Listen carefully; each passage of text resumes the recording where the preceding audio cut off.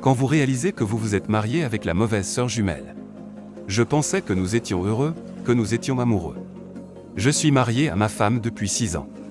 Je l'appellerai Annie. Annie et moi nous sommes rencontrés lors de nos dernières années à l'université et le courant est tout de suite passé. Elle était l'étudiante blonde typique de l'université, amusante, délurée, séduisante et très sociable. Pour ma part, j'étais un étudiant international originaire d'Europe.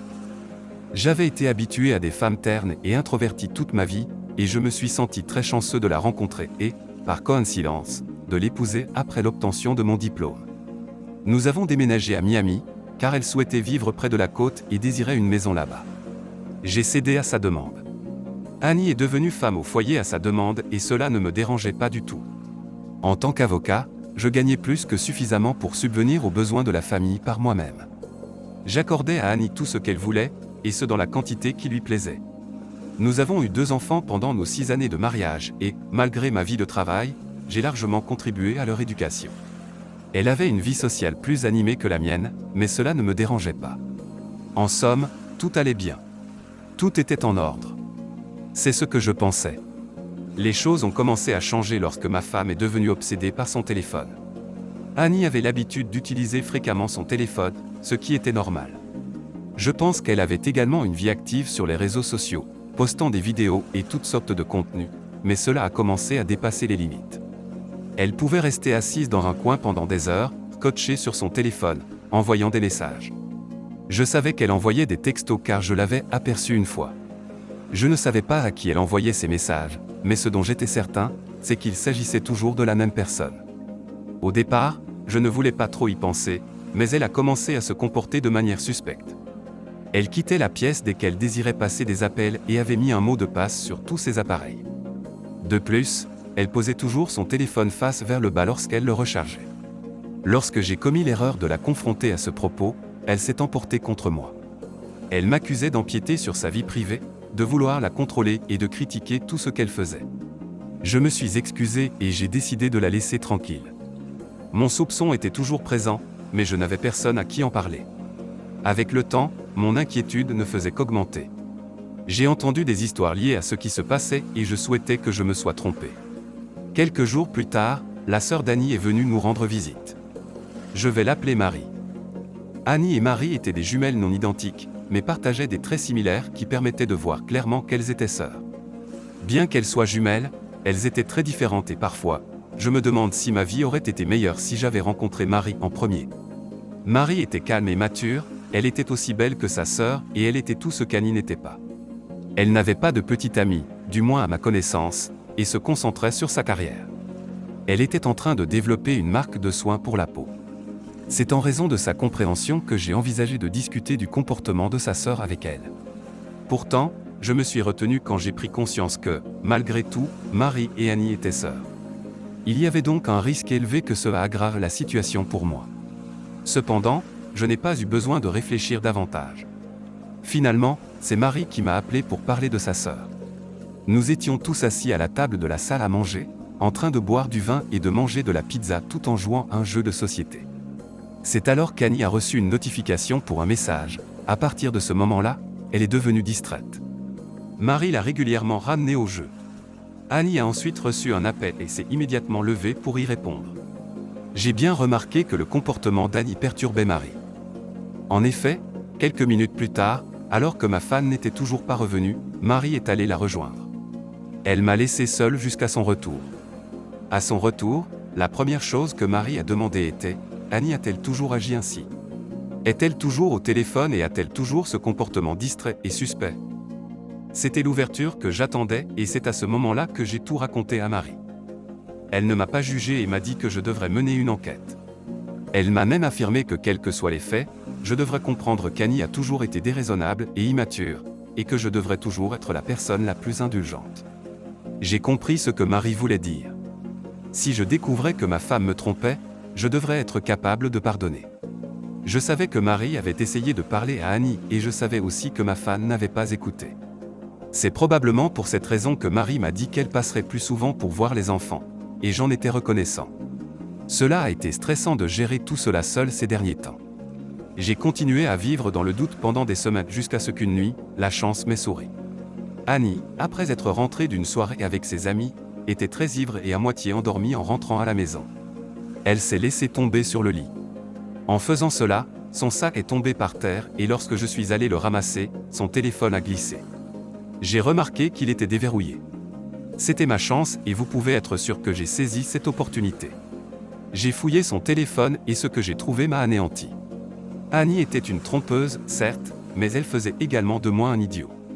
La personne avec laquelle elle me trompait était un homme nommé Tim, un individu qu'elle avait rencontré sur les réseaux sociaux et d'après ce que j'ai lu, un homme qu'elle avait rencontré à plusieurs occasions. Ces messages à cet homme ne concernaient pas seulement leur liaison, mais aussi moi, car Tim savait qu'elle était mariée.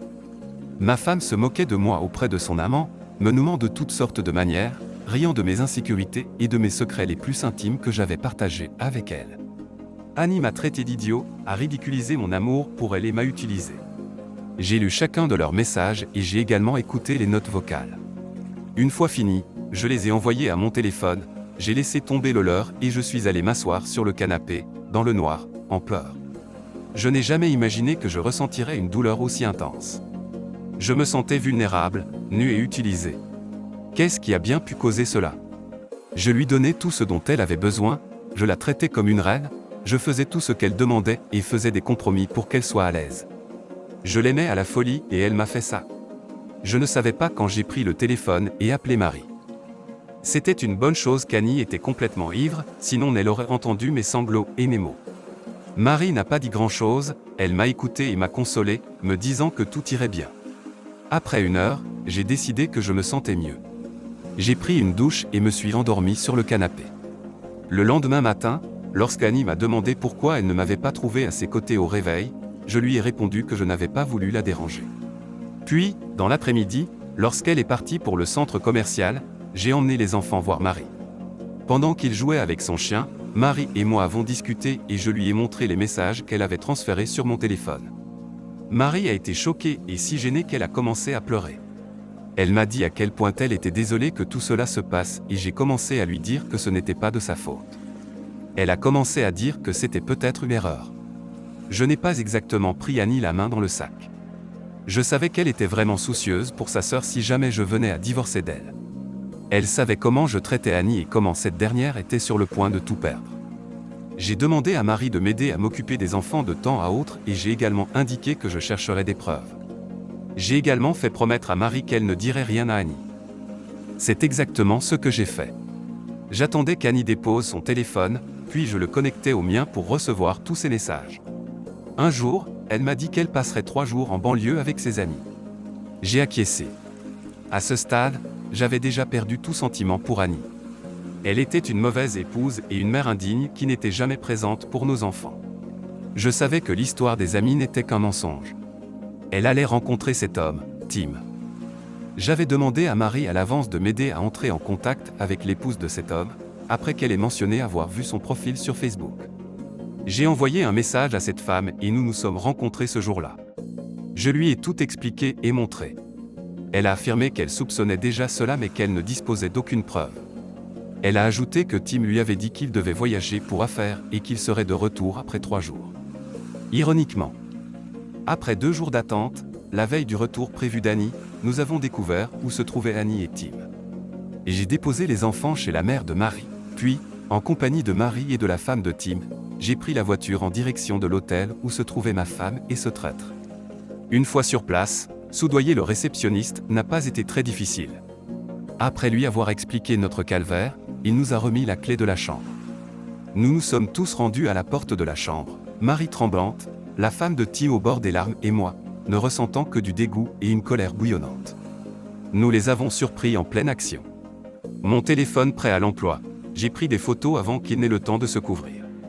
Annie a commencé à supplier. Marie s'est approchée d'elle et l'a giflée tout en pleurant. « Pourquoi ferais-tu cela? Tu avais tout. Regarde ce que tu as fait de toi-même et de tes enfants. » Je suis parti immédiatement avec Marie, laissant la femme de Tim frapper et crier sur son mari infidèle alors qu'elle menaçait de divorcer. Je n'ai pas pris la peine de parler à Tim ou à Annie qui me suppliaient. J'ai simplement quitté les lieux.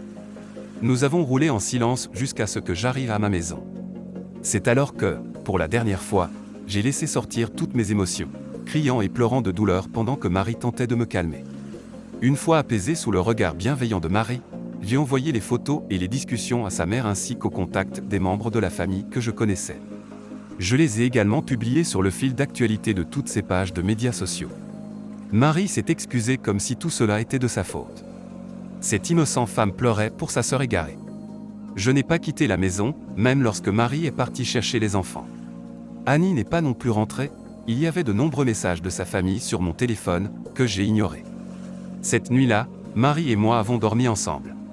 Non, nous n'avons pas vraiment fait l'amour, mais nous nous sommes endormis ensemble sur le canapé après avoir mis les enfants au lit. Il n'y avait aucune raison de le faire, ni même une quelconque pensée à ce sujet, mais c'était apaisant. Le lendemain, j'ai contacté mon avocat pour préparer les documents de divorce. J'ai fait déplacer les affaires d'Annie chez ses parents. Cet après-midi-là, elle est arrivée, suppliant et pleurant à genoux, accusant le diable, la luxure et Tim, tout, excepté elle-même. J'ai menacé d'appeler la police si elle ne partait pas. Elle ne l'a pas fait, elle est restée là jusqu'au soir lorsque ses parents sont venus. Ils ont profité de cette occasion pour entrer dans la maison. Ils se sont aussi excusés en son nom, mais ce n'était pas leur faute. Ils ont compris ma décision de la quitter. Ils ont supplié pour qu'ils puissent voir leurs petits-enfants une fois que tout serait fini. Ils étaient très déçus de Annie, tout le monde l'était. Quand Annie a aperçu Marie dans la maison, elle s'est mise à dire que tout était orchestré par sa sœur depuis le début, accusant Marie de vouloir me prendre à elle. Pour la seconde fois, Marie la gifla, lui reprochant que si elle avait été une mère digne de ce nom, elle n'aurait pas eu à se trouver ici. Notre mariage aurait été parfait, mais Annie avait choisi de s'adonner à des bêtises. Finalement, je l'ai chassée de ma maison. Je me fichais de l'endroit où elle irait. Le divorce a été prononcé et, conformément à la décision du tribunal, j'ai tout partagé en deux et lui ai donné la moitié. J'ai emménagé chez Marie pour une durée indéterminée à sa demande, pendant que je cherchais une maison, peut-être dans un autre état. Heureusement, mes enfants n'ont pas ressenti l'absence d'une mère qui n'était jamais présente. Ils étaient de toute manière bien jeunes. Ils se sentaient plus à l'aise avec leur tante Marie. Au bout de quelques mois, les choses se sont arrangées et j'étais à nouveau sur pied, mentalement. Je ne me préoccupais pas de savoir où était Annie ni de ce qu'elle faisait. Je ne l'ai pas revue depuis. Cependant, les rares fois où je l'ai croisée, elle se mettait à pleurer en me suppliant. Marie, comme je l'ai dit, était une femme incroyable, exactement ce dont j'avais besoin dans ma vie. Elle m'a apporté la paix, m'a soigné, et après 2 ans, nous étions ensemble, fiancés et sur le point de nous marier. Elle a été la meilleure chose qui me soit jamais arrivée. Même si j'ai été dans une situation insensée pendant un certain temps, je ne peux pas m'empêcher de repenser à ce qui s'est passé comme à une bonne chose. Car sinon, je n'aurais jamais rencontré le véritable amour de ma vie. Si vous avez aimé ce témoignage, n'hésitez pas à liker la vidéo, commenter et partager. Abonnez-vous également à la chaîne et activez la cloche pour être notifié de la prochaine vidéo. Prenez soin de vous.